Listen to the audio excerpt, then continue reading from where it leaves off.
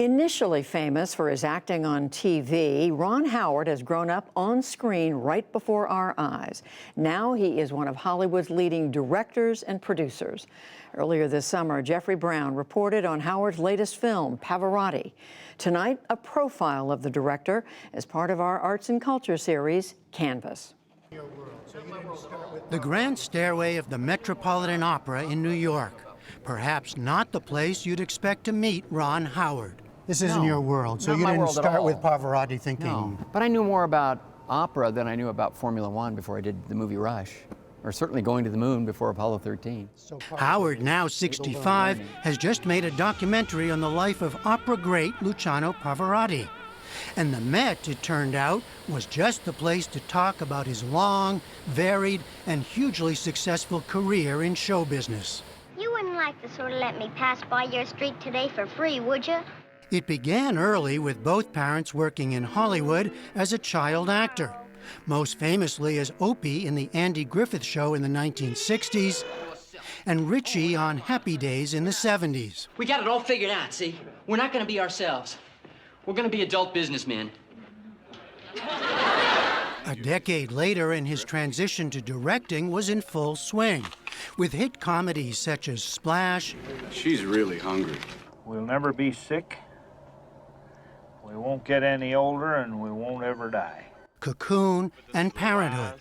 Here we go. Ready? Leading to dramas including Apollo 13 in 1995. Houston, we have a problem. And A Beautiful Mind, which won him an Oscar for Best Director in 2001.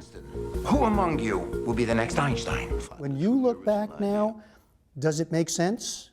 It makes complete sense. It does? Complete sense, because I really wanted it. It wasn't somebody else's idea.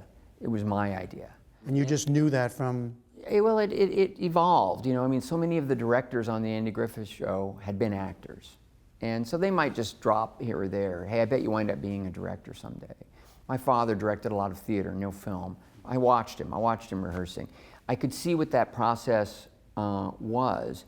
And just like a ball player might one day want to manage, or a basketball player might want to coach, I was drawn to the total process. What is the key to directing for you? Partly directing for me is trying to create that environment, not just for the actors, but also for all the key department heads in the production.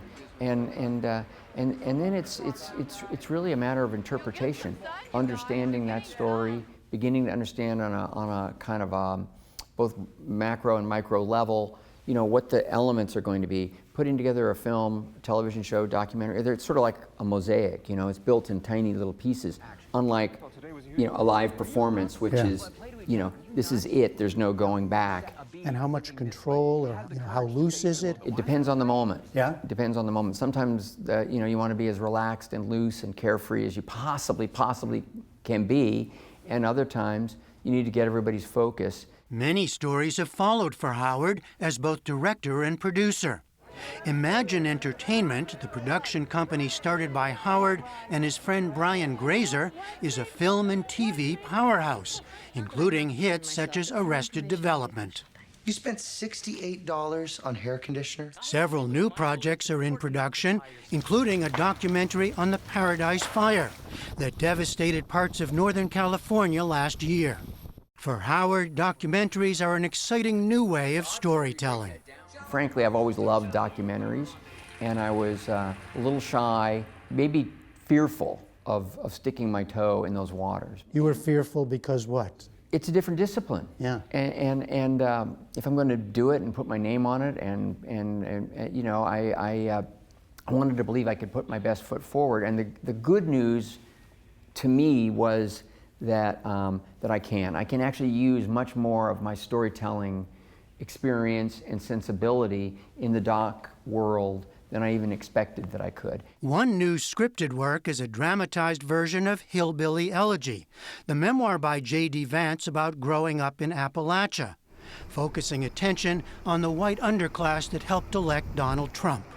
I think this is particularly interesting at this time, where there's a tendency to sort of dig in with what's familiar, what you relate to the best, and so forth. And so if entertainment can shed light on sort of what it is that we have in common, I think that's useful. If it can shed light on a corner of society that people might have some questions about and are curious about in an interesting, engrossing, emotional way, then that's a form of entertainment. The film is being shot in Georgia, and after the state recently passed a restrictive new abortion law, Howard's company joined others from Hollywood in speaking out against it. Just this week, a new Amazon show, as well as a Lionsgate movie starring Kristen Wiig, canceled shoots set to start in Georgia.